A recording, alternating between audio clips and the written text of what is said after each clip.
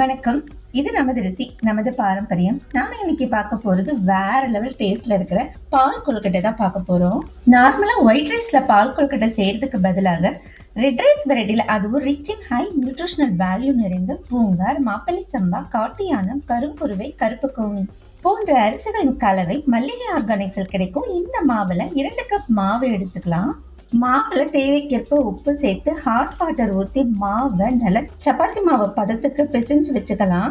இப்போ அரை முடி தேங்காயில தேங்காய் பால் எடுத்துக்கலாம். 2 முறை தேங்காய் பால் எடுத்து வச்சுக்கலாம்.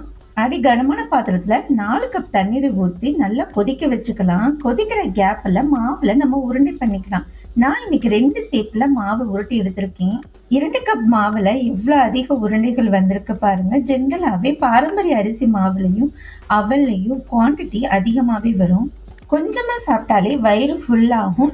நார் சத்து அதிகம் இருக்கிறதால டைஜஷன் ஈஸியா இருக்கும். தண்ணீர் நல்லா கொதிக்கும் போது உருண்டைகளை ஆட் பண்ணிக்கலாம். மொத்தமா போடாம பாதி பாதியா போடலாம். அப்போதான் உருளைகள் ஒன்னோட ஒண்ணு ஒட்டாம வரும். இப்போ கொழுக்கட்டை வெந்ததும் 1 கப் நாட்டு சர்க்கரை ஆட் பண்ணிக்கலாம். நாட்டு சர்க்கரை கரைந்ததும் நல்லா கொதிக்கும் போது 2வது எடுத்த தேங்காய் பாலை நம்ம ஆட் பண்ணிக்கலாம். கொதி வந்ததும் ஸ்டவ் ஆஃப் பண்றதுக்கு முன்னாடி திக்கான கன்சிஸ்டன்சில இருக்கிற தேங்காய் பாலை ஆட் பண்ணி கொஞ்சம் ஏலக்காய் பவுடரை ஆட் பண்ணி சர்வ் பண்ணிடலாம். நியூட்ரிஷனல் வேல்யூ அதிகம் மற்றும் நார் சத்து அதிகம் நிறைந்துள்ள இந்த மாவுல சிறியவர்கள் முதல் முதியவர்கள் வரை தாராளமா சாப்பிடலாம்.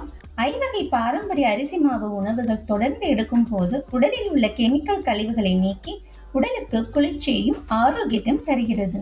அரிசியோட டேஸ்ட் தேங்காய் பால்ல கலந்துருக்கிறதால அருமையா இருக்கும். எங்க வீட்டு 2K கிட்ஸுக்கு ரொம்ப பிடிச்சிருந்தது. நீங்களும் ட்ரை பண்ணி பாருங்க. Thank you all.